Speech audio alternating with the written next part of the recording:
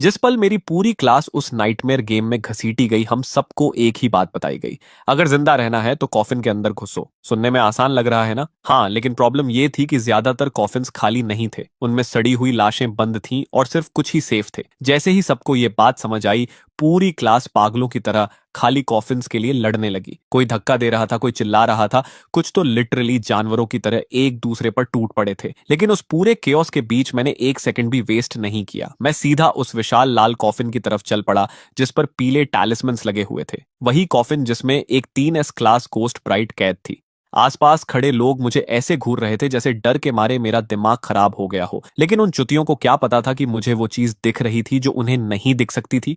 मेरी आंखों के सामने गॉड्स के चैट लॉग्स तैर रहे थे। वही गॉड्स जो इस डंजन को चला रहे थे, और उन्हीं मैसेजेस में इस मौत के गेम का हर हिडन क्लू छुपा था। तभी अचानक पूरे ग्रेवयार्ड के ऊपर खून जैसे लाल लेटर्स चमकने लगे। Welcome players to the strange world. Before the countdown reaches 0, each player must select a coffin. Each coffin may only contain one person. All players must strictly obey the game rules. Survivors will receive generous rewards. Failures will be erased immediately. Message खत्म होते ही आसमान में एक giant 10 minute का countdown दिखाई देने लगा जो लगातार नीचे जा रहा था। पूरे ग्रेवयार्ड में पैनिक फट पड़ा।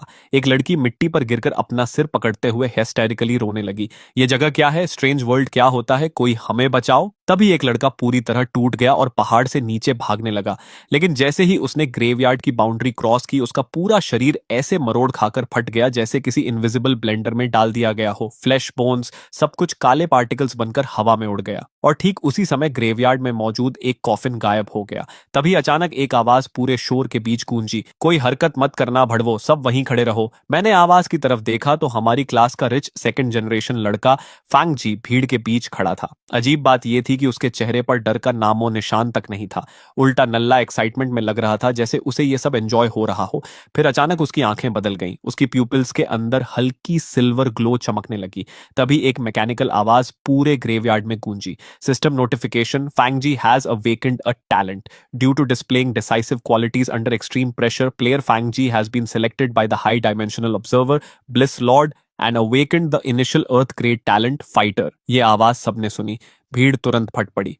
क्या टैलेंट अवेकन हो गया? लेकिन फांग जी ने किसी की तरफ ध्यान नहीं दिया। वो पास पड़े एक काले कॉफिन की तरफ मुड़ा और अपनी सिल्वर आईज सिकोड़ ली। होली शिट, इसके अंदर कुछ है। आधी सड़ी हुई लाश से बैग, और उसके नाखून कम से कम 5 से 6 सेंटीमीटर लंबे हैं। सबसे पहले रिएक्ट मेरी ex girlfriend song Ying Ying ने किया। वो तुरंत भागकर फेंग जी की बाहों से चिपक गई। फेंग जी, तुम इनके अंदर देख सकते हो ना? प्लीज मेरी मदद करो। कौन से कॉफिन सेफ हैं? फेंग जी ने नीचे उसकी तरफ देखा लेकिन उसे हटाया नहीं। उल्टा उसने टेरिफाइड क्राउड की तरफ देखकर अथॉरिटी से कहा, अगर जिंदा रहना है तो सब मेरे पास आओ और मेरी बात सुनो। उसकी बात सुनते ही सबकी सर्वाइवल इंस्टिंक्ट्स किक इन कर गईं। एक एक करके मेरे क्लासमेट्स उसके आसपास इकट्ठा होने लगे। सबके चेहरे पर वही पथेटिक एक्सप्रेशंस थे। कोई खुशामद कर रहा था, कोई भीख मांग रहा था। फेंग जी, प्लीज हमारी मदद करो। ब्रदर जी, आप जो बोलोगे हम करेंगे। फेंग जी हल्का सा मुस्कुराया। साफ दिख रहा था कि ये कमीना इस अटेंशन को पूरी तरह एंजॉय कर रहा था। फिर उसकी नजर भीड़ से अलग खड़े मुझ पर पड़ी। यो शिन्युअन, तू भीख मांगने क्यों नहीं आ रहा? उसने हंसते हुए कहा। तूने तो कभी यिंगिंग के लिए कुछ भी करने की बात कही थी ना, जब उसके पीछे कुत्ते की तरह घूम रहा था। उसके आसपास खड़े कुछ लड़के तुरंत हंसने लगे। एग्जैक्टली। अब फैंग जी के पास टैलेंट है, तेरे पास क्या है? ऐसे खड़ा क्या है बे? घुटनों पर गिर जा, शायद ब्रदर जी तुझे कोई डिसेंट कॉफिन दे दे। लेकिन मैंने कोई जवाब नहीं दिया। मैं बस चुपचाप वहीं खड़ा रहा, नजरें नीचे किए, बिल्कुल उस सूखे पेड़ की तरह जो मिट्टी में जड़ें गाड़कर खामोश खड़ा रहता है। शायद फेंग जी को लगा मैं डर के मारे सोचने लायक भी नहीं बचा हूं, इसलिए उसने मुझ पर ध्यान देना बंद कर दिया और सॉन यिंग यिंग को साथ लेकर एक एक कॉफिन चेक करने लगा। लेकिन उन लोगों को बिल्कुल अंदाजा नहीं था कि मेरी आंखों के सामने ग्लोइंग गोल्डन टेक्स्ट लगातार स्क्रॉल होना शुरू हो चुका था। Another new game has started. These low-dimensional insects still don't realize that once the countdown ends, living zombies will appear in the graveyard and tear apart anything outside the coffins. ये पढ़ते ही मेरी pupils सिकुड़ गईं। मेरा शरीर आधे second के लिए जम गया। तभी और गोल्डन मैसेजेस तेजी से सामने बहने लगे। The funniest part is that the rotten corpses inside the coffins are actually the key to survival. The smell of decay hides the scent of the living, so the zombies will ignore anyone inside. I'm dying laughing. That idiot with the clairvoyance talent is desperately searching for empty coffins. He thinks empty means safe. Little does he know empty coffins are guaranteed death. Don't spoil too much. I worked hard to give that kid a talent as bait. I want to watch him confidently choose an empty coffin and get ripped apart by zombies. That's the fun part. Still, that giant red coffin covered in talismans is interesting. There's a ghost bride sealed inside, a hidden 3S level reward. But with the courage level of these insects, nobody will dare choose it. मेरा दिल जोर से सीने पर धड़कने लगा, लेकिन मैंने खुद को जबरदस्ती काम रखा। और सच बोलूं तो ये सब सुनकर अंदर कुछ ठंडा पड़ गया था। पिछले 3 सालों से मैंने सॉन्ग यिंग यिंग के लिए सब कुछ सैक्रिफाइस किया था। खुद खाना स्किप किया, हर पैसा बचाया, उसके लिए लग्जरी गिफ्ट्स खरीदे जो मेरी औकात से बाहर थे। और ग्रेजुएशन खत्म होते ही वो सीधा फेंक जी की बाहों में चली गई। उसी पल मेरा दिल पूरी तरह मर चुका था। ऐसी गोल्ड डाइगर लड़की को फेंक जी के साथ नरक में सड़ना ही डिजर्व करता था। उधर फेंक जी बड़ी शान से कॉफिन्स बांट रहा था, जैसे सबकी किस्मत का राजा वही हो। इस कॉफिन में रॉटन कॉर्प्स है, अगर बदबू सह लोगे तो सरवाइव कर जाओगे ली जीशांग। ये तुम्हारा। ली जीशांग तो ऑलमोस्ट झुक ही गया। Thank you brother ji, thank you. फिर फेंक जी दूसरे कोफिन की तरफ बढ़ा। इसमें भी कॉर्प्स है, लेकिन डिके कम है। जियांग टिंग, तुम इसमें जाओ। जियांग टिंग रोते हुए उसे बार बार थैंक्स बोलने लगी। एक एक करके सारे कॉफिन्स बंटते गए और फेंग जी वहीं लाइफ और डेथ का रूलर बनकर खड़ा रहा। नेचुरली सॉन्ग यिंगिंग को स्पेशल ट्रीटमेंट मिला। फेंग जी ने पर्सनली उसके लिए एक रिलेटिवली क्लीन एम्पटी कॉफिन चुना। उसने उसके कंधे पर हाथ रखते हुए कहा, यह कॉफिन पुराना और टूटा हुआ है, लेकिन कम से कम अंदर कोई लाश नहीं है, थोड़ा एंड्योर कर लो। सॉन्ग यिंग यिंग ने डिस्गस्ट से नाक सिकोड़ ली। साफ दिख रहा था कि सिर्फ कॉफिन को देखकर ही उसे घिन आ रही थी, लेकिन फिर भी वो कांपते हुए सिर हिलाने लगी। आखिर में सिर्फ 2 कॉफिन्स बचे। एक बिल्कुल प्लेन था, बिना किसी डेकोरेशन के, और उसका लिड थोड़ा खुला हुआ था। बाहर से वो पूरी तरह एम्प्टी लग रहा था। दूसरा वही विशाल क्रिम्सन कॉफिन था जिस पर पुराने फेडेड टैलिस्मन्स चिपके हुए थे। फांगजी ने अपनी सिल्वर आईज से रेड कॉफिन को स्कैन किया और भौहें सिकोड़ ली। मैं इसके अंदर नहीं देख पा रहा, कुछ इसे ब्लॉक कर रहा है। फिर वो एम्प्टी कॉफिन की तरफ मुड़ा। उसकी सिल्वर प्यूपिल्स ने उसे 3 बार ध्यान से स्कैन किया। कंप्लीटली क्लीन, कंप्लीटली एम्प्टी, अंदर कुछ भी नहीं। तभी जाकर उसके चेहरे पर रिलीफ आया। फिर उसने स्मग ग्रिन के साथ मेरी तरफ देखा। जेन्युइन, लगता है रेड वाला तेरे हिस्से आया। ली जिशांग तुरंत हंस पड़ा। जल्दी से ब्रदर जी को थैंक यू बोल दे, सोच अपनी गॉडेस के लिए ये आखिरी काम होगा तेरा। पूरी भीड़ फिर से हंसने लगी। यहां तक कि जो स्टूडेंट्स पहले ही कॉफिन्स के अंदर घुस चुके थे वो भी मुझे ऐसे देख रहे थे जैसे कोई कॉमेडी शो चल रहा हो। लेकिन मेरी आंखों के सामने गोल्डन मैसेजेस लगातार स्क्रॉल हो रहे थे। No way, these low dimensional idiots actually handed the only hidden reward to the bullied kid. This is hilarious. The funniest part is that the idiot with clairvoyance thinks he got the biggest advantage. Once the zombies arrive, he'll finally understand what an empty coffin really means. ये पढ़कर मेरे होंठों पर धीरे धीरे एक ठंडी मुस्कान आ गई। उस वक्त फेंक जी खुद को मेन कैरेक्टर समझ रहा था। रियलिटी में तो भाई पूरी तरह कुक्कड़ था। मैं सीधे उस मैसिव रेड कॉफिन की तरफ बढ़ा जिससे टेरिफाइंग आइस वाइन एनर्जी निकल रही थी और ऊपर काउंटडाउन अपने आखिरी 1 मिनट में पहुंच चुका था। मेरे आसपास हर कोई पैनिक में जल्दी जल्दी अपने कॉफिन के अंदर घुस रहा था। मैं क्रिम्सन कॉफिन के सामने जाकर रुका और अपना अंगूठा उसकी सरफेस पर रखा। वो मेरी सोच से भी ज्यादा ठंडा था। नॉर्मल ठंड नहीं, ऐसा लग रहा था जैसे मैंने जमी हुई मौत को छू लिया हो। मैंने भारी लिड को पकड़ा और धीरे धीरे उसे धक्का देकर खोला। जैसे ही कॉफिन थोड़ा सा खुला, बोन पियर्सिंग यिन एनर्जी की एक लहर बाहर फट पड़ी, जैसे उसके अंदर पूरी सर्दी कैद थी। और क्लेयरवॉयंस एबिलिटी ना होने की वजह से कॉफिन खुलने के बाद भी मैं उसके अंदर अंधेरे में क्या छुपा था ये नहीं देख पा रहा था। उसी समय फेंग जी अपने परफेक्टली क्लीन एम्पटी कॉफिन के अंदर राहत भरी स्माइल के साथ घुस रहा था, जबकि कई क्लासमेट्स मेरी तरफ मॉकिंग एक्सप्रेशन से देख रहे थे, जैसे उन्हें पूरा यकीन हो कि अब मैं मरने वाला हूं। मैं रेड कॉफिन के अंदर चढ़ गया और धीरे धीरे अंदर से उसका लिड बंद कर दिया। जैसे ही कॉफिन पूरी तरह सील हुआ, अंधेरा सब कुछ निकल गया, बिल्कुल एब्सोल्यूट डार्कनेस। और जिस पल मेरी पीठ कॉफिन के नीचे लगी, बर्फ जैसी ठंडी यिन एनर्जी की एक लहर मेरी रीढ़ से होती हुई सीधे दिमाग तक चढ़ गई। ठंड इतनी खतरनाक थी कि मेरे दांत अपने आप 2 बार टकरा गए और तभी मेरा दायां हाथ गलती से किसी नरम चीज से छू गया। बेहद नरम, लेकिन इतनी ठंडी कि इंसानी महसूस ही नहीं हो रही थी। एक पल के लिए मेरी सांस रुक गई। मैंने धीरे धीरे उंगलियां आगे बढ़ाईं। सबसे पहले मुझे उभरे हुए पैटर्न्स महसूस हुए। हाथ से की गई सिलाई, intricate embroidery पैसी, wedding dress.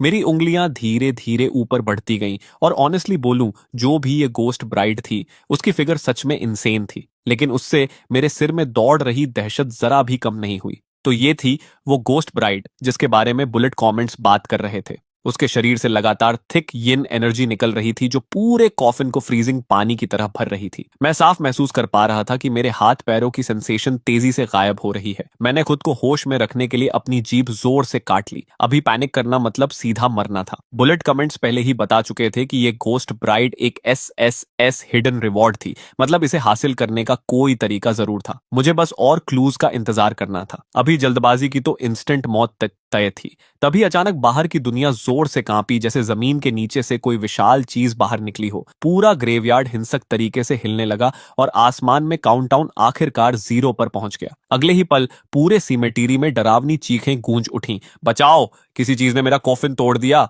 Zombies, यहाँ बहुत सारे ज़ॉम्बीज हैं। ये मेरी टांगे खा रहे हैं। मैंने एम्प्टी कॉफिन चुना था। ये सिर्फ मुझे ही क्यों अटैक कर रहे हैं? उन चीखों को सुनकर मेरी सांस अटक गई। बुलेट कमेंट्स पूरी तरह सही थे। टाइमर खत्म होते ही ज़ॉम्बीज पूरे ग्रेवयार्ड में फैल गए थे और एम्प्टी कॉफिन्स उनके मेन टारगेट्स बन चुके थे। बस मुझे ये नहीं पता था कि इस वक्त फेंग जी की हालत कैसी होगी। आखिर उसका कॉफिन सबसे क्लीन था। तभी मैंने सुना, पास ही किसी कॉफिन को बेरहमी से फाड़ने की आवाज आई और उसके बाद फेंग जी की टेरिफाइड चीख गूंज उठी। मेरे पास मत आओ, दूर हटो साले। पे ये रेड कॉफिन के अंदर मेरे होंठ हल्के से टेढ़े हो गए। तो आखिर फेंग जी का कॉफिन भी ज़ॉम्बीज ने खोल ही दिया। और ऑनेस्टली मुझे उसके लिए जरा भी सिंपैथी नहीं थी। उस कमीने ने जानबूझकर मुझे सबसे डेंजरस दिखने वाला कॉफिन दिया था, क्योंकि शुरू से ही वो चाहता था कि मैं मर जाऊं। बाहर पूरा ग्रेवयार्ड अब एक लिविंग स्लॉटर हाउस बन चुका था। और ठीक तभी मेरी आंखों के सामने गोल्डन बुलेट कमेंट्स अचानक बदल गए। Wasn't the kid in the red coffin pretty brave earlier? His hands were all over the ghost bride's body. Why doesn't he try touching the top of her head? The top of her head. तो यही clue था। Message पढ़ने के बाद मैंने जानबूझकर कुछ और सेकंड्स वेट किया, फिर ऐसे एक्ट करने लगा जैसे मैं अभी भी कॉर्प्स को टटोल रहा हूं।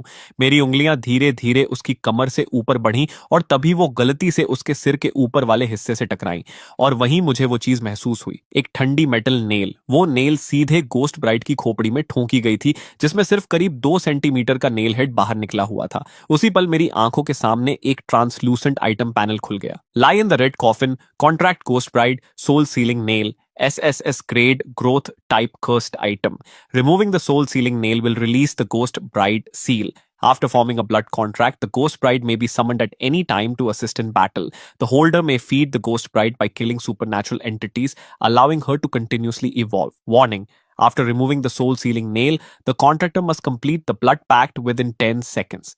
Failure to do so will cause the ghost bride to treat the remover as an enemy. पूरा डिस्क्रिप्शन पढ़ते ही मैंने एक सेकंड भी वेस्ट नहीं किया। मैंने नेल हेड को उंगलियों से पकड़ा, गहरी सांस ली और पूरी ताकत से खींच दिया।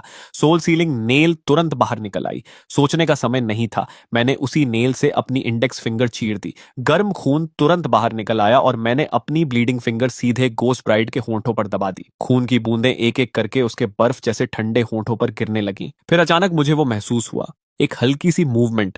गोस्ट ब्राइड के होंठ धीरे से कांपे और फिर उन्होंने मेरी अब भी ब्लीडिंग फिंगर टिप को धीरे धीरे अपने अंदर बंद कर लिया। अगले ही सेकंड मेरी आंखों के सामने जाइंट गोल्डन वर्ड्स फट पड़े। Congratulations to player Jinyun for successfully contracting the ghost bride Julian. Current state dormant phase, feed supernatural power to unlock full strength. Holy crap, he actually pulled it off. That's an SSS grade contract. This low dimensional insect is kind of cracked. Just luck. A dormant ghost bride is all flash and no substance. If he wants her to truly evolve, he'll need to kill supernatural creatures using the soul sealing nail, assuming he survives that long. Did any of you notice? From touching the corpse to pulling the nail to completing the blood contract, this kid didn't hesitate even once. That's not simple luck. उधर mountain graveyard के बाहर मेरी पूरी class एक एक करके coffin से बाहर घसीटी जा रही थी।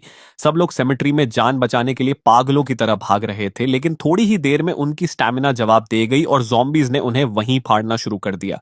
दूसरी तरफ फेंग जी अपने ही क्लासमेट्स को बेड बनाकर बार बार ज़ॉम्बीज से बच रहा था। डैम इट, मैंने क्लैरवॉयंस टैलेंट अवेकन किया था, फिर भी ये कर्स्ड गेम किसी लॉजिक को फॉलो ही नहीं करता। उस वक्त शायद फांगजी ने अपना फैसला कर लिया था। अब सिर्फ एक ही तरीका बचा है। वो सीधे ली जीचंग के कॉफिन की तरफ भागा। अंदर ली जीचंग सड़ी हुई लाशों के बीच कांप रहा था। ब्रदर जीचे, आप क्या कर रहे हो? लेकिन फांगजी ने बिना रुके उसे पकड़कर बाहर घसीटना शुरू कर दिया। ब्रदर जी नो। ली जिचेंग डेस्परेटली स्ट्रगल करने लगा, लेकिन फेंग जी पूरी तरह रूथलेस हो चुका था।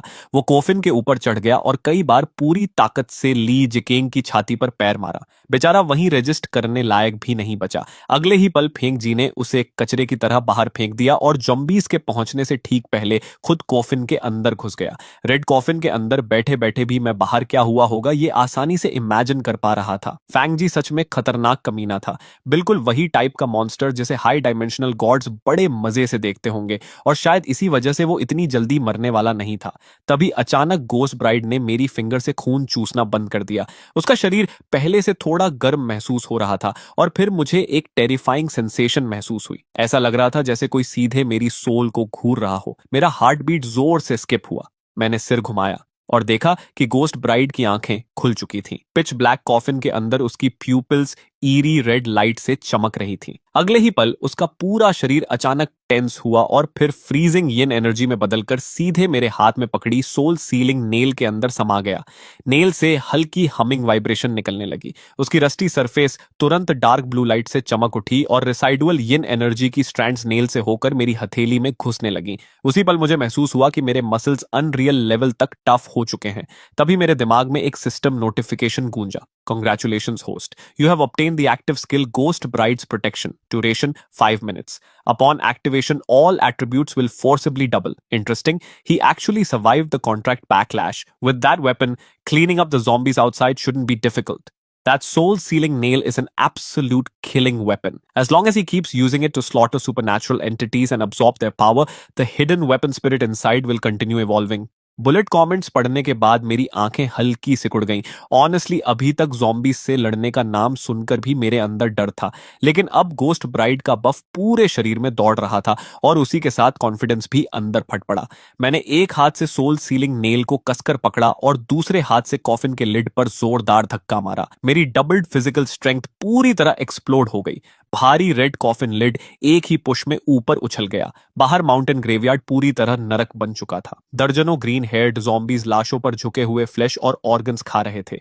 जैसे ही उन्होंने मूवमेंट सुनी, सबसे पास वाला ज़ॉम्बी झटके से मेरी तरफ मुड़ा और रैबिड एनिमल की तरह मुझ पर टूट पड़ा। ये डिंगयुआन चुतिया हो गया है क्या? खुद मरना चाहता है क्या? लेकिन मेरी तरफ दौड़ते ज़ॉम्बी को देखकर भी मेरे चेहरे पर कोई बदलाव नहीं आया। घोस्ट ब्राइड के बफ के नीचे ज़ॉम्बीज की मूवमेंट्स इतनी स्लो लग रही थी कि ऑलमोस्ट मजाक जैसी लग रही थी, और जब उसके क्लॉज मेरे गले से बस इंचेस दूर रह गए, तभी मैंने कैजुअली अपना सिर हल्का सा टिल्ट कर दिया। उसके क्लॉज मेरी नाक के बिल्कुल सामने से हवा चीरते हुए निकल गए। उसी मोशन में मैंने ज़ॉम्बी की लोअर बैक पकड़ ली, सोल सीलिंग नेल को ऊपर उठाया और पूरी ताकत से उसके स्कल में घुसा दिया।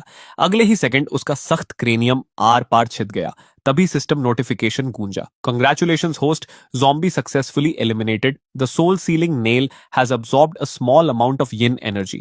Current upgrade progress 33%। मतलब वेपन को फिर अपग्रेड करने के लिए मुझे 2 और zombies मारने थे। फाइन बाय मी। मैंने धीरे से सोल सीलिंग नेल को zombie के स्कल से बाहर खींचा। खून की स्मेल ने पास के 2 zombies को तुरंत एनरेस्ट कर दिया। दोनों गुटुरल रोअर करते हुए दोनों साइड से मेरी तरफ टूट पड़े, लेकिन मेरी आंखें बिल्कुल काम थीं, जैसे बिना लहर वाला मरा हुआ पानी। लेफ्ट वाला ज़ॉम्बी थोड़ा फास्टर था। मैंने आधा कदम दाईं तरफ शिफ्ट किया और उसके क्लॉज बस मेरे शोल्डर को स्क्रैप करते हुए निकल गए। उसी मूवमेंट में मैंने सोल सीलिंग नेल को कसकर पकड़ा और सीधा उसके अपर जॉ के आर पार घुसा दिया। उसी एग्जैक्ट मोमेंट पर दाईं तरफ वाला ज़ॉम्बी मेरे बैक पर क्लॉज मारने वाला था। मेरी टांग स्टील व्हिप की तरह निकली और सीधे उसके नी पर जा लगी। क्रीचर इंस्टेंटली बैलेंस खोकर जमीन पर गिर पड़ा। उसे रिकवर करने का मौका भी नहीं मिला। मैंने तुरंत सोल सीलिंग नेल नीचे घोंप दी, सीधे उसके स्कल के पीछे। The soul sealing nail has absorbed sufficient energy. Level increase to LV2, piercing strength and yin damage doubled. उसी समय मेरे हाथ में पकड़ा वेपन बदलने लगा। नेल हेड से एक जेड हैंडल निकल आया, जबकि करीब 30 सेंटीमीटर लंबा बॉडी स्ट्रेच होकर और शार्प हो गया। अब वो नेल कम और डेडली डैगर ज्यादा लग रहा था। गोल्डन कमेंट्स फिर से एक्सप्लोड हो गए। This insects combat instincts are insane. He fights like a cold blooded assassin, way better than those screaming trash bags running for their lives. Interesting. That weapon is finally starting to look worthwhile. Keep slaughtering each other low-dimensional insects. Entertain us. तभी पास से एक desperate scream गूंजी। Help, कोई मुझे बचाओ। वो मेरी class का वांगचांग था। वो डर के मारे जमीन पर क्रॉल कर रहा था जबकि एक अनयूजुअली मस्कुलर ज़ॉम्बी धीरे धीरे उसके पीछे बढ़ रहा था। सेव मी जेन्युइन, अगर बचा लिया तो मैं तुम्हें डैड तक बुलाऊंगा। जैसे ही वांगचांग ने मुझे देखा उसकी आंखें ऐसे चमक उठीं जैसे उसे खुद सैल्वेशन मिल गया हो। मैंने हल्का सा अपनी आंखें सिकोड़ लीं। वो ज़ॉम्बी बाकी ज़ॉम्बी से क्लियरली ज्यादा स्ट्रांग लग रहा था और अभी अभी सोल सीलिंग नेल अपग्रेड हुई थी। मतलब ये परफेक्ट टेस्ट सब्जेक्ट था। फैसला करते ही मैंने जमीन पर जोर से किक मारी और तीर की तरह आगे निकल गया। जैसे ही जंबी के क्लॉज वॉन्ग चांग का थ्रोट फाड़ने वाले थे, डार्क ब्लू लाइट की एक स्ट्रीक हवा में चमकी। अपग्रेड सोल सीलिंग नेल ने बिना स्लाइटेस्ट रेजिस्टेंस के जंबी की गर्दन काट दी। अगले ही पल उसका सिर बॉडी से अलग होकर नीचे गिर पड़ा। वांग चांग शॉक में मिट्टी पर बैठ गया। Genuine, thank you. अब से मेरी जान तुम्हारी है। तुम जो बोलोगे मैं वही करूंगा। लेकिन मैंने उसकी तरफ देखा तक नहीं। मैं बस वेपन को एग्जामिन करते हुए खुद से बड़बड़ाया। अपग्रेड के बाद अटैक पावर का बूस्ट साफ दिख रहा है। मुझे और जॉम्बीज मारने होंगे। सोल सीलिंग नेल को लेवल अप करते रहना होगा। तभी अचानक मिट्टी के नीचे छिपे 3 जॉम्बीज जमीन फाड़कर बाहर निकल आए और हमारी तरफ झपट पड़े। उनमें से 2 ने तुरंत इंजर्ड वांग चांग को टारगेट किया। डर ने उसकी सैनिटी उसी पल तोड़ दी। बिना एक सेकंड सोचे वो आगे कूदा और मुझे सीधा जॉम्बीज की तरफ धक्का देकर खुद पीछे मुड़कर भाग गया। हाँ, मौत करीब आते ही इंसान अपना असली रंग दिखा देता है। मेरा शरीर सीधे जॉम्बीज के एनसर्कलमेंट में लड़खड़ा गया, लेकिन आखिरी मोमेंट पर मैंने जबरदस्ती अपना बॉडी साइडवेज ट्विस्ट कर लिया। सोल सीलिंग नेल ने अंधेरे में डैजलिंग ब्लू आर्क्स बनाई। बर्फ जैसी 3 फ्लैशेस जॉम्बीज की गर्दनों से गुजर गईं। अगले ही पल तीनों हेडलेस कॉर्प्सेस जोर से जमीन पर गिर पड़े। उधर वांग चांग अपनी इंजर्ड लेग के साथ ज्यादा दूर भाग भी नहीं पाया था। मैं आराम से उसके पीछे चला, कुछ ही सेकंड्स में उसे पकड़ लिया और उसकी पीठ पर जोरदार किक मारी। वो मुंह के बल जमीन पर गिर पड़ा और पैनिक में पलटकर बोला, शिन्युआन, मेरा वो मतलब नहीं था। जॉम्बी ने मुझे धक्का दे दिया था अभी। मैं धीरे धीरे उसकी तरफ बढ़ा। मेरी आंखें बर्फ से भी ज्यादा ठंडी थीं। फिर एक गीली टीयरिंग साउंड गूंजी। वांग चांग ने हॉरर और अनविलिंगनेस से अपनी चेस्ट पकड़ ली और अगले ही पल लाइफलेस होकर जमीन पर गिर पड़ा। उसके मरते ही मेरी विजन फिर से गोल्डन कमेंट्स से भर गई। Now this is a ruthless little insect. The way he casually killed that guy with one hand is exactly my kind of entertainment. Magnificent. This selfishness and absolute lack of morality is the beautiful scenery we crave. Kid, you've officially caught my attention. उस moment पर मुझे आखिर पूरी सच्चाई समझ आ गई। ये game कभी सर्वाइवल ट्रायल था ही नहीं। ये एक अरीना था, एक ग्लैडिएटर पिट, जिसे हाई डायमेंशनल गॉड सिर्फ एंटरटेनमेंट के लिए चला रहे थे। और इस गेम को जीतने का सिर्फ एक तरीका था, मॉन्स्टर्स से भी ज्यादा कोल्ड बनना। आसपास मौजूद हर इंसान को सिर्फ एक्सपेंडेबल चेस पीसेस की तरह देखना। मैंने धीरे से सोल सीलिंग नेल को फिर बाहर खींचा और सामने उमड़ते जॉम्बीज के टाइट को ठंडी नजरों से देखा। तो आ जाओ, एक दिन मैं साबित करके रहूंगा कि इंसेक्ट्स भी गॉड्स को मार सकते हैं। उसके बाद मेरा शरीर जॉम्बी हॉर्ड के बीच फैंटम की तरह घूमने लगा। सोल सीलिंग नेल का हर स्विंग एक और जॉम्बी की जान ले रहा था। जब भी क्लॉज मेरी तरफ आते, मैं कामली साइड स्टेप करता और वेपन को परफेक्टली उनके फेटल पॉइंट्स में घुसा देता। Dodge, pierce, kill, repeat. धीरे धीरे मेरी मूवमेंट्स ऑलमोस्ट मैकेनिकल हो गईं। एफिशिएंट, रूथलेस, क्रेडिटी, क्लीन। कुछ देर बाद एक और सिस्टम नोटिफिकेशन मेरी आंखों के सामने चमका। The soul sealing nail has absorbed sufficient energy, level increase to LV3, in damage greatly increased. इस बार वेपन का अपीयरेंस ज्यादा नहीं बदला, लेकिन उसकी ब्लेड से टेरिफाइंग फ्रीजिंग ऑरा निकलने लगी। मैंने ग्रिप और टाइट की और बाकी बचे जॉम्बीज को काटना जारी रखा। दूसरी तरफ ग्रेवयार्ड के एक मैसिव रॉक के पीछे कुछ सर्वाइवर्स छिपकर ये पूरा मैसेकर देख रहे थे। ये कमीना और फास्ट कैसे होता जा रहा है? एक लड़के ने धीरे से कहा। पहले इसे एक जंबी मारने में 2-3 हिट्स लगते थे। दूसरा लड़का बिटर आवाज में बोला, बस लकी हो गया है। वो वेपन किसी के हाथ में होता तो कोई भी बाहर पागलों की तरह फाइट कर लेता। धीरे धीरे टाइम गुजरता गया। आखिरकार गोस्ट ब्राइट का प्रोटेक्शन बफ खत्म हो गया। मैंने जल्दी से बैटलफील्ड स्कैन किया। अब तक मैं कुल 15 जॉम्बीज मार चुका था, लेकिन ग्रेवयार्ड में अभी भी कुछ जॉम्बीज घूम रहे थे। तभी अचानक पूरे सेमेट्री के ऊपर एक मैसिव रेड बैरियर उतर आया। जितने भी जॉम्बीज हिल रहे थे वो सब इंस्टेंटली फ्रीज हो गए। अगले ही सेकंड उनके बॉडीज अंदर से फट गईं और वो ब्लैक सैंड बनकर मिट्टी में समा गए। Beginner trial complete, surviving players 12। खत्म हो गया। एक ट्रेम्बलिंग आवाज कॉफिन के अंदर से आई। कुछ सेकंड्स बाद एक कॉफिन का लिड धीरे से खुला और एक रोती हुई लड़की डरते डरते बाहर झांकी। फिर दूसरा कॉफिन खुला, फिर तस्साई। एक एक करके सर्वाइवर्स बाहर निकलने लगे। फैंगजी अभी भी जिंदा था, एग्जैक्टली जैसे मैंने एक्सपेक्ट किया था, लेकिन अब उसकी हालत किसी गटर से निकले चूहे जैसी लग रही थी। सिर से पैर तक डिस्गस्टिंग ग्रीन कॉर्प्स स्लाइम में लथपथ। लेकिन असली शॉकिंग बात वो नहीं थी। असली शॉक थी सॉन्ग यिंगिंग, समहाउ वो भी अभी तक जिंदा थी, जबकि उसका कॉफिन तो एम्प्टी था। तो आखिर वो बची कैसे? उनके अलावा 9 और सर्वाइवर्स थे। उनमें एक था जाओ पेंग, हमारी क्लास का लंबा एथलेटिक स्पोर्ट्स कैप्टन जो हमेशा फेंग जी के लॉयल अटैक डॉग की तरह घूमता था। उसके साथ पोनीटेल वाली लड़की ली जियाओ खड़ी थी जो सॉन्ग यिंगिंग की बेस्ट फ्रेंड थी। तभी आसमान में फिर से ब्लड रेड टेक्स्ट चमकने लगा। The blood point settlement phase will now begin. Rewards will be distributed based on each player's performance. Blood points are the only currency within the strange world and may be used to purchase cursed items or trade with other players. Announcement खत्म होते ही पूरे sky में translucent settlement panels दिखाई देने लगे। हर survivor अपना reward breakdown देख सकता था और मेरे पैनल पर एक नंबर सबसे ज्यादा चमक रहा था। Total blood points 1350। उसे देखते ही मेरा दिमाग कैलकुलेशंस करने लगा। पॉइंट्स का एक हिस्सा डेफिनेटली रेड कोफिन चूज करने से आया था, जैसा मैंने सोचा था। हाई रिस्क मतलब इनसेन रिवॉर्ड्स। लेकिन उससे भी इंपॉर्टेंट बात कुछ और थी। प्लेयर्स को मारने पर भी ब्लड पॉइंट्स मिलते थे। मतलब ये सिस्टम सिर्फ प्लेयर्स को एक दूसरे को मारने की परमिशन नहीं दे रहा था, ये एक्टिवली उसे एनकरेज कर रहा था। मेरे होंठों के कोने पर धीरे से एक फेंट स्माइल आ गई। उधर फैंग जी का चेहरा देखने लायक था। उसके सेटलमेंट पैनल पर सिर्फ पैथेटिक 200 ब्लड पॉइंट्स थे। रिवॉर्ड्स डिस्ट्रीब्यूट होने के तुरंत बाद सिस्टम ने एक और अनाउंसमेंट किया।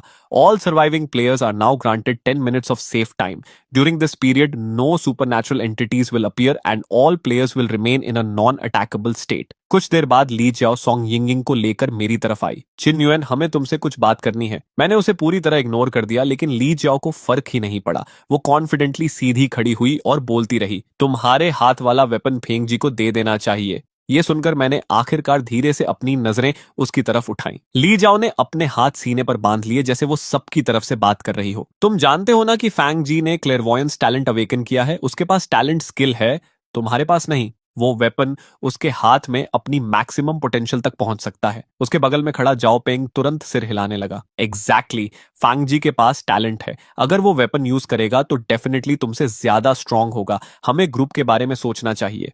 आसपास खड़े बाकी क्लासमेट्स भी एक दूसरे को देखने लगे और फिर सबकी नजरें मेरी तरफ मुड़ गईं। किसी ने खुलकर कुछ नहीं कहा, लेकिन उनकी आंखों में ग्रीड साफ दिख रही थी। मैं ऐसे खड़ा रहा जैसे मुझे कुछ फर्क ही नहीं पड़ रहा। मेरी साइलेंस देखकर ली जाओ और बोल्ड हो गई। और तुम्हारे ब्लड पॉइंट्स भी सबके साथ इक्वली शेयर होने चाहिए। रेड कॉफिन तुम्हें सिर्फ इसलिए मिला क्योंकि हम बाकी लोगों ने तुम्हें लेने दिया, नहीं तो तुम्हें वो रिवॉर्ड्स कभी नहीं मिलते। थोड़ी दूर खड़ा फैंग जी ये पूरा सीन हल्की स्माइल के साथ एंजॉय कर रहा था। कुछ क्लासमेट्स ग्रीडी दिख रहे थे, कुछ गिल्टी, और कुछ तो धीरे धीरे मेरे और करीब आने लगे थे जैसे प्रेशर बढ़ाने वाले हों। लेकिन सबसे फनी बात यह थी कि उनमें से किसी को भी अपनी डिमांड अनरीजनेबल नहीं लग रही थी। उसी समय गोल्डन कमेंट्स फिर एक्सप्लोड हो गए। हाँ हाँ, यही ड्रामा देखना मुझे पसंद है। बेकार के कावर्ड्स कॉफिन्स के अंदर ट्रैश की तरह कांपते रहे और अब जॉम्बी मारने वाले बंदे से रिवॉर्ड्स मांग रहे हैं। लो डायमेंशनल इंसेक्ट्स कभी नहीं बदलते। जब खुद में एबिलिटी नहीं होती तब कलेक्टिव की बातें शुरू कर देते हैं।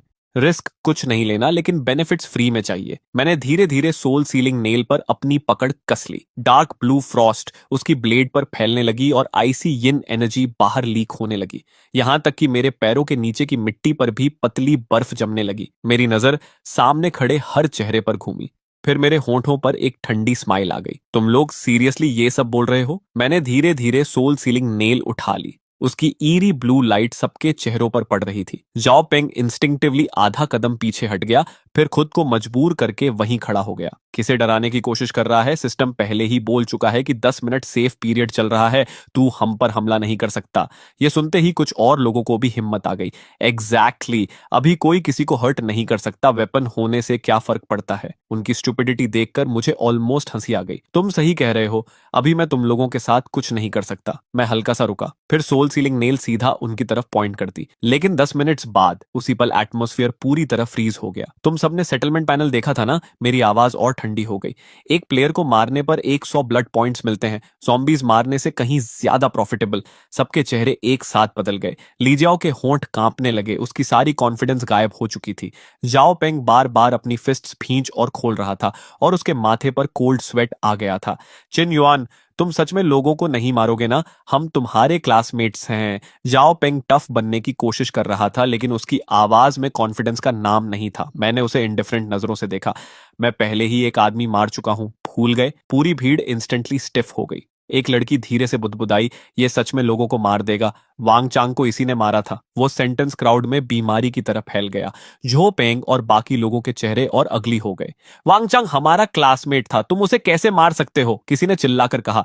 मैंने तुरंत फैंगजी की तरफ देखा। और फैंगजी ने क्या किया था? मेरी आवाज बर्फ जैसी ठंडी थी। जिस लड़के को इसने कॉफिन से घसीट कर बाहर निकाला और उसकी रिब्स तोड़ने तक स्टॉम्प किया, उसकी आधी बॉडी अभी भी उधर ज़ॉम्बीज खा रहे हैं। फैंग जी का चेहरा हल्का बदल गया, लेकिन उसने कुछ बोलने की हिम्मत नहीं की। लेकिन जाओ पेंग तुरंत उसकी तरफदारी में कूद पड़ा। वो अलग बात है, फैंग जी के पास क्लियर वॉयंस टैलेंट है। उसकी लाइफ बाकी लोगों से ज्यादा वैल्यूबल है। ये सुनते ही मैं खुलकर हंस पड़ा। इंटरेस्टिंग। मैंने हल्का सा सिर टेढ़ा किया।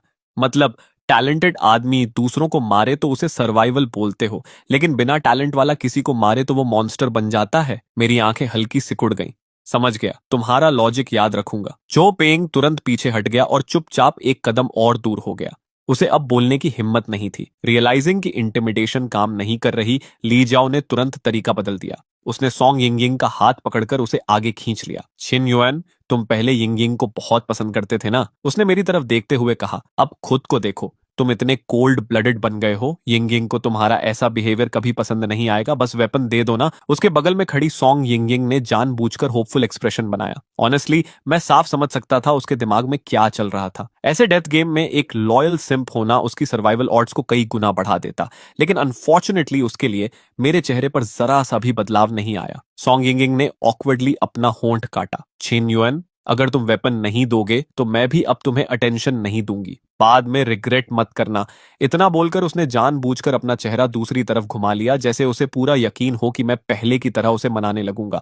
हाँ, वो अभी भी मुझे वही पुराना पैथेटिक आदमी समझ रही थी। वेपन और ब्लड पॉइंट्स दोनों भूल जाओ, मैंने शांत आवाज में कहा।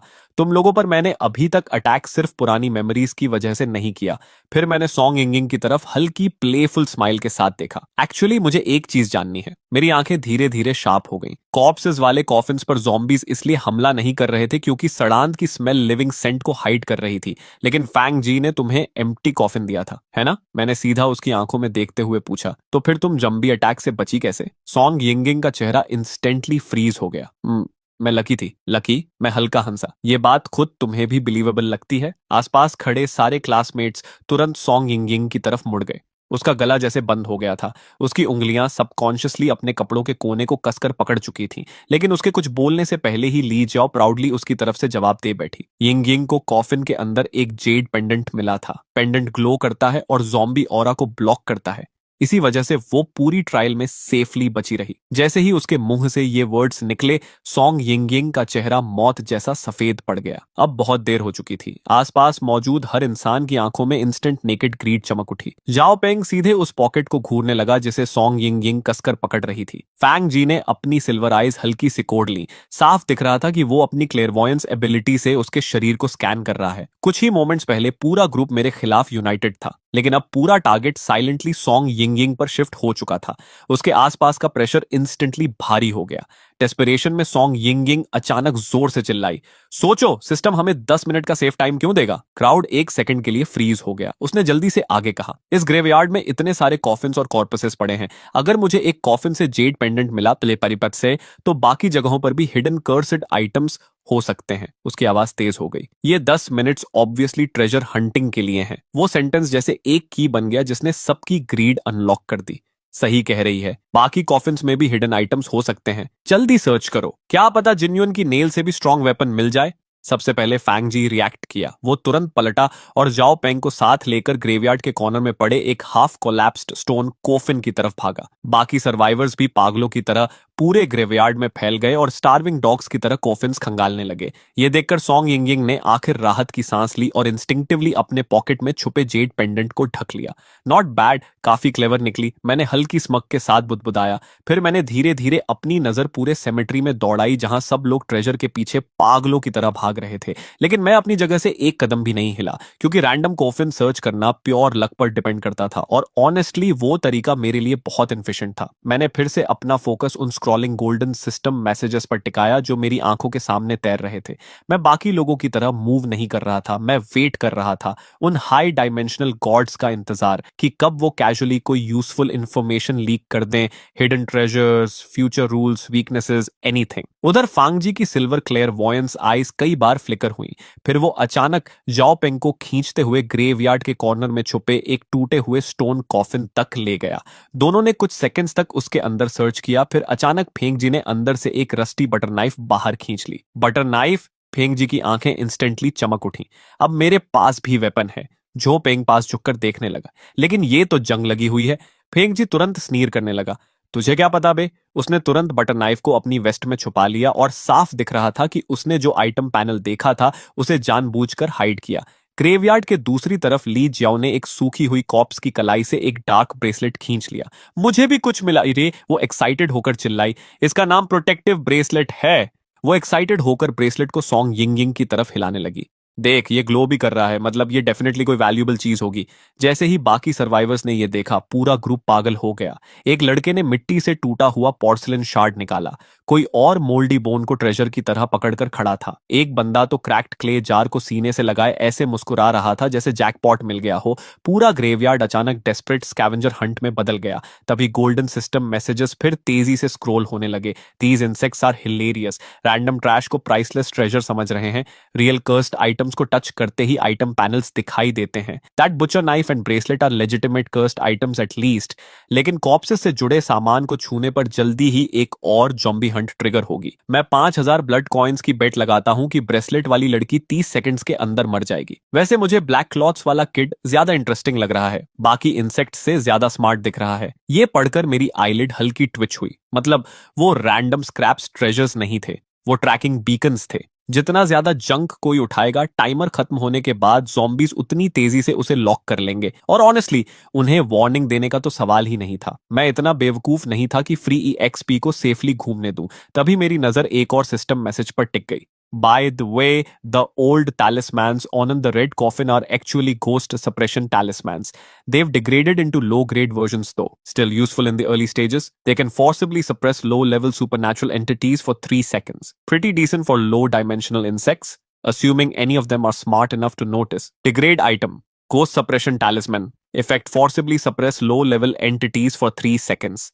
मेरे चेहरे पर कोई बदलाव नहीं आया, लेकिन मेरी नजर क्वाइटली पीछे पड़े रेड कॉफिन की तरफ चली गई। जैसा मैंने सोचा था, कॉफिन का लिड अब भी फेडेड येलो टैलिस्मन से ढका हुआ था। उनके कॉर्नर्स पुरानेपन से मुड़ चुके थे और पेपर ब्रिटल हो गया था। नो वंडर किसी ने उन पर ध्यान नहीं दिया। आखिर कौन उस कॉफिन को छूना चाहेगा जिसमें कुछ देर पहले तक 3 एस गोस्ट ब्राइट सील्ड थी। मैं कैजुअली वापस रेड कॉफिन की तरफ चला और ऐसे एक्ट करने लगा जैसे बस उसे इंस्पेक्ट कर रहा हूं। मेरी उंगलियां हल्के से एक टैलिस्मन पर फिसली। उसी पल इंफॉर्मेशन पैनल खुल गया।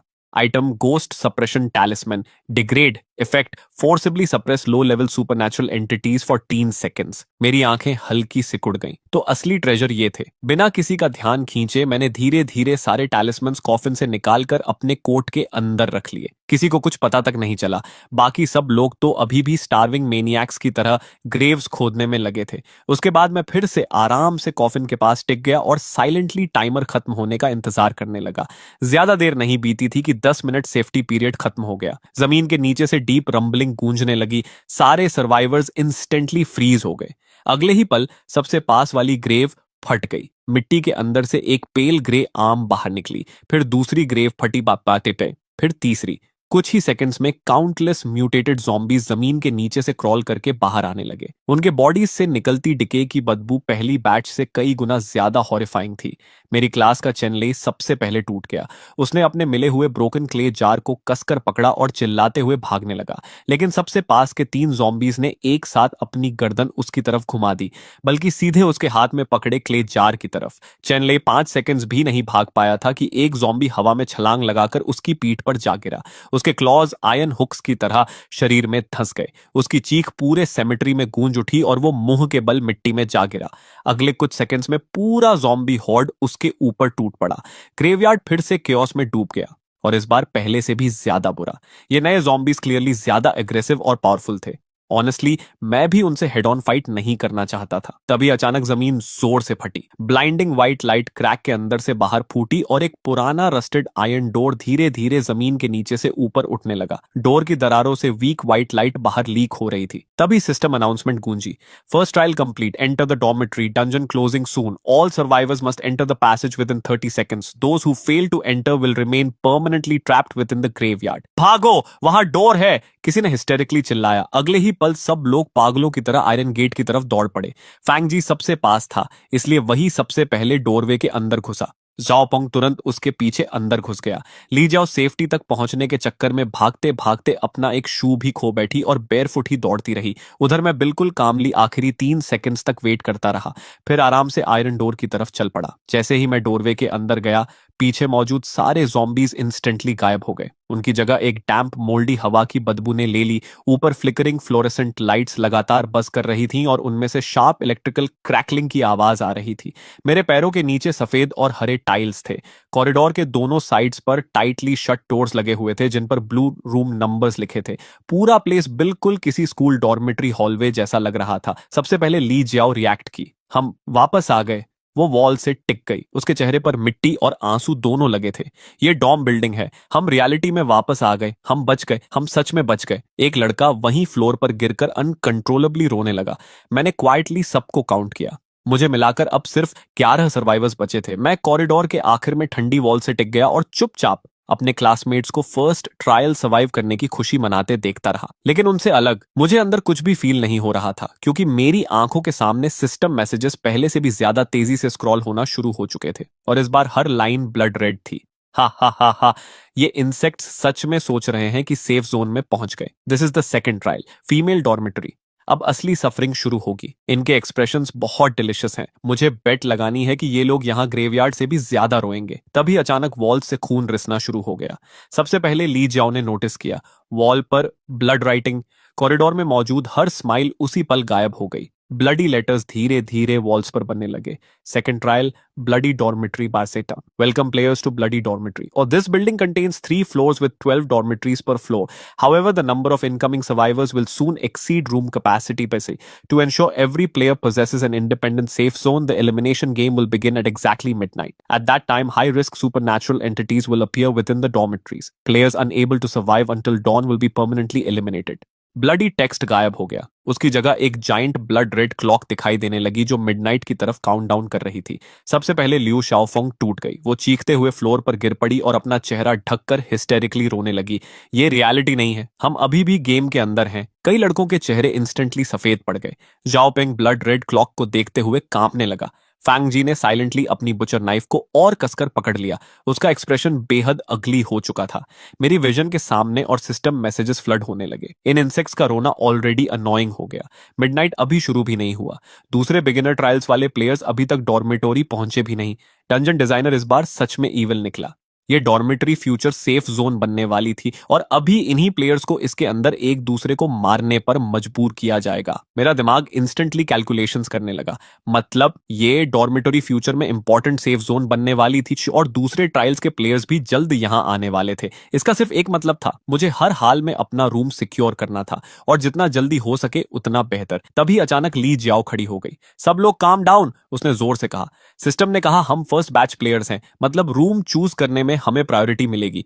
मुझे लगता है बॉयज और गर्ल्स को अलग अलग रहना चाहिए, वही सेफेस्ट अरेंजमेंट है। उसके बोलते ही जांग टिंग इंस्टेंटली एक्सप्लोड हो गई। ली जाओ, ज़ॉम्बीज़ ने तेरा दिमाग खा लिया है क्या? वो गुस्से में चिल्लाई। मिडनाइट पर गोस्ट्स लोगों को मारने आएंगे, बाकी तुम लोगों का मुझे नहीं पता, लेकिन लेकिन मैं जिनशुन के साथ ही रहूंगी। मी टू, दूसरी लड़की जो मेंग याओ तुरंत चिल्लाई। जिनशुन ने ज़ॉम्बीज मारे हैं, वो हम सब में सबसे स्ट्रॉन्गेस्ट है, उसके साथ रहने के लिए मैं कुछ भी करूंगी। बोलते बोलते उसने मेरा आर्म पकड़ लिया और जानबूझकर खुद को उससे चिपका लिया। जांगटिंग तुरंत स्नीर करने लगी। तू खुद को समझती क्या है? अगर कोई उसके साथ रहेगा तो सबसे पहले मैं रहूंगी। अगले ही सेकंड दोनों लड़कियां वहीं लिटरली लड़ने लगी। उधर बाकी लड़कियों ने भी कंट्रोल खो दिया और डेस्परेशन में मेरी तरफ भीड़ लगाने लगी। यहां तक कि पीछे खड़ी सॉन्ग यिंगिंग भी नर्वसली अपने कपड़ों का कोना मरोड़ रही थी और होंठ काट रही थी। ली जियाओ उसके करीब झुकी और धीरे से उसके कान में फुसफुसाई, पैनिक मत कर, जिनशुएन तुझसे पहले कितना प्यार करता था। एंड में वो खुद तुम्हारे पास बेगिंग करने आएगा। सॉन्ग यिंगिंग थोड़ी देर हेजिटेट करती रही, फिर धीरे से सिर हिला दिया। साफ दिख रहा था कि उसे ली जियाओ की बात पर पूरा भरोसा था। आखिर पुराना वाला मैं तो प्रैक्टिकली उसकी पूजा करता था। उसके दिमाग में अभी भी यही चल रहा था कि मैं बस हार्ड टू गेट बनने की एक्टिंग कर रहा हूं। उधर मैं पूरा सीन बिल्कुल इंडिफरेंट होकर देख रहा था। सच में बेकार इडियट्स का झुंड। मैंने धीरे धीरे सोल सीलिंग नेल बाहर निकाली। मैं रूम 102 में अकेला रहूंगा। मेरी बर्फ जैसी ठंडी नजर सबके ऊपर घूमी। जो भी मेरे रूम में घुसेगा वो मरेगा। उसी पल पूरा हॉलवे साइलेंट हो गया। चांगतिंग ने मुंह खोला, फिर तुरंत बंद कर लिया। चाओ मेंग्याओ का चेहरा सफेद पड़ गया और वो लड़खड़ाकर पीछे हट गई। ये देखकर मैंने कामली सोल सीलिंग नेल वापस रख दी और सीधे रूम 102 की तरफ मुड़ गया। पीछे सॉन्ग यिंग पूरी तरह फ्रीज हो चुकी थी। उसके चेहरे पर मौजूद होपफुल एक्सप्रेशन धीरे धीरे शॉक डिसबिलीफ में बदल रहा था। यहां तक कि ली जाओ भी पहली बार स्पीचलेस दिख रही थी। उधर सिस्टम मैसेजेस प्रैक्टिकली हंस हंस कर फट रहे थे। हाहा, ये औरत सच में सोच रही थी कि वो उसके पास बेगिंग करने आएगा। लो डिमेंशनल इंसेक्ट्स का कॉन्फिडेंस सच में एंटरटेनिंग होता है, लेकिन ब्लैक क्लोथ्स वाला किड इंटरेस्टिंग है। कम से कम उसे डेड वेट पहचानना आता है। तभी अचानक फेंग जी हॉलवे के कॉर्नर से बाहर आया। डरो मत सब लोग, उसने कॉन्फिडेंट आवाज में कहा। जिन युआन सेल्फिश है और खुद को अलग कर चुका है। मिडनाइट पर ऐसे लोग सबसे पहले मरते हैं, लेकिन अगर हम यूनाइटेड रहे तो हम सब सरवाइव करेंगे। बोलते वक्त उसने अपनी बचर नाइफ भी बाहर निकाली ताकि और कन्विंसिंग लगे। झो काई तुरंत उसकी साइड लेने पहुंच गया। ब्रोदर जी सही कह रहे हैं, यूनिटी ही स्ट्रेंथ है। झो पेंग भी तुरंत सिर हिलाने लगा। एग्जैक्टली, जिन युआन जैसे लोगों को आखिर में उनका कारमा मिल ही जाता है। बाकी क्लासमेट्स भी धीरे धीरे फिर फैंग जी के आसपास गैदर होने लगे, बिल्कुल लॉयल फॉलोअर्स की तरह। फैंग जी वार्मली मुस्कुराया और रूम 101 के अंदर चला गया। थोड़ी हेजिटेशन के बाद सॉन्ग यिंगिंग भी उसके पीछे अंदर घुस गई, लेकिन रूम में एंटर करने से पहले उसने सबकॉन्शियसली पीछे मुड़कर रूम 102 के टाइटली शट डोर की तरफ देखा। उधर जैसे ही फेंग जी डॉर्म रूम के अंदर गया, उसके चेहरे की फेक स्माइल पूरी तरह गायब हो गई। उसने हाथ में पकड़ी बटर नाइफ की तरफ देखा और कोल्ड आवाज में बुदबुदाया, 10 सैक्रिफिशियल पॉन्स काफी होने चाहिए। उसके होंठों पर थोड़ी देर के लिए क्रूअल ग्रिन आई। क्या उन इडियट्स को सच में लगता है कि मैं उन्हें प्रोटेक्ट करूंगा? लेकिन अगले ही पल जब उसने सिर उठाया, उसका एक्सप्रेशन फिर से वार्म और फ्रेंडली बन चुका था। वो तो टीम लीडर की तरह सबको बेड्स चूज करने में हेल्प भी करने लगा। मीनवाइल रूम 102 के अंदर मैं क्वाइटली अपने सराउंडिंग्स ऑब्जर्व कर रहा था। रूम करीब 15 स्क्वायर मीटर्स का था। वॉल के पास एक सिंगल आयरन फ्रेम बेड रखा था जिसके ऊपर सिर्फ बेयर वुडन बोर्ड्स थे। कॉर्नर में एक टाइनी बाथरूम था जिसमें मुश्किल से एक इंसान खड़ा हो सकता था। तभी मेरी नजर डोर के पास लगे एक छोटे डिस्प्ले स्क्रीन पर पड़ी। उससे फेंट डार्क रेड ग्लो निकल रही थी। उसके ऊपर ब्लड रेड वर्ड्स लिखे थे, ब्लड पॉइंट शॉप। मैं आगे बढ़ा और स्क्रीन को टच किया। उसी पल पूरा डिस्प्ले ब्राइटली लाइट अप हो गया और मेरे सामने परचेसेबल आइटम्स की ह्यूज लिस्ट खुल गई। Food, water, daily supplies, medicine, सब कुछ था। Rice meal 10 blood points, mineral water 5 blood points, blanket 15 blood points, emergency bandages 20 blood points. Daily necessities काफी चीप थी, लेकिन जैसे ही मैंने कर्स्ट आइटम सेक्शन स्क्रॉल किया, प्राइसेस इंस्टेंटली आसमान छूने लगे। D grade item soul gathering bell, D grade item exorcism peach wood sword, सी grade item soul suppression stone, B grade item 100 ghost command banner. Prices देखकर मेरी eyelid हल्की Twitch हुई। Ordinary players एक trial में मुश्किल से 200 ब्लड पॉइंट्स कमा पा रहे थे। मतलब एक डिसेंट आइटम खरीदने की कीमत प्रैक्टिकली इंसानी जानों के बराबर थी। लेकिन ब्लाइंडली शॉप से चीजें खरीदने के बजाय मैंने सबसे पहले फिर से अपना ध्यान उन तेजी से स्क्रॉल हो रहे सिस्टम मैसेजेस पर लगाया। शॉप के जंग की किसे परवाह है, असल एंटरटेनमेंट तो मिडनाइट पर शुरू होगा। इस बार उन्होंने रिजेंटमेंट टाइप स्पिरिट्स रिलीज किए हैं। ये पढ़ते ही मेरी प्यूपिल्स इंस्टेंटली सिकुड़ गईं। रिजेंटमेंट टाइप गोस्ट्स, वो जॉम्बीज से कई गुना ज्यादा टेरिफाइंग होते हैं। मैंने कामली अपनी नजर वापस शॉप स्क्रीन पर डाली और कैजुअली ब्राउज करने का एक्ट करने लगा, जबकि सीक्रेटली मैं स्पिरिट टाइप एंटिटीज के खिलाफ यूजफुल आइटम्स सर्च कर रहा था। कई बार लिस्टिंग्स रिफ्रेश करने के बाद आखिर मुझे वही मिल गया जिसकी जरूरत थी। D grade item 5 Emperor coin string, constructed from 5 copper coins from different dynasties tied together with red string, greatly reduces the detection range of resentment type entities after equipping, equivalent to 30 seconds of invisibility. D grade item Black Dog blood, collected from the heart blood of a pure black dog. After splashing onto resentment type entities, they become visible and vulnerable to physical attacks for 5 seconds. मैंने बिना hesitation दोनों items instantly खरीद लिए। अगले ही second दोनों चीजें सीधे मेरे सामने मटेरियलाइज हो गईं। मैंने कॉपर कॉइन स्ट्रिंग को अपनी गर्दन में पहन लिया और ब्लैक डॉग ब्लड की बॉटल कोट के अंदर पॉकेट में रख ली। सब प्रिपेयर करने के बाद मैंने धीरे धीरे अपनी आंखें बंद की और कमर पर लगी कोल्ड सोल सीलिंग नेल को हल्के से रब करने लगा, कोशिश करते हुए कि अपनी कॉन्शियसनेस के अंदर गहराई में मौजूद गोस्ट ब्राइड को सेंस कर सकूं। क्या तुम मुझे सुन सकती हो जूलियन? साइलेंस, बिल्कुल कंप्लीट साइलेंस।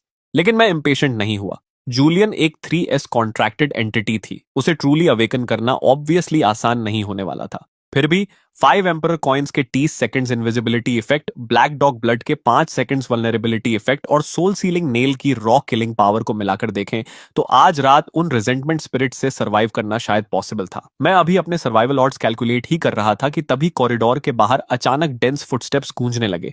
तो फिलहाल के लिए इसी के साथ ये वीडियो यहीं खत्म होती है। लेकिन भाई, स्टोरी अभी बस शुरू हुई है और अगर इसका नेक्स्ट पार्ट रिलीज होता है तो मैं उसका नया पार्ट बहुत जल्द लेकर आ जाऊंगा। तब तक के लिए लाइक, सब्सक्राइब और बेल आइकॉन दबाना मत भूलना, क्योंकि आगे इस डेथ गेम में सिर्फ गोस्ट्स ही नहीं, इंसानों का असली चेहरा भी देखने को मिलने वाला है।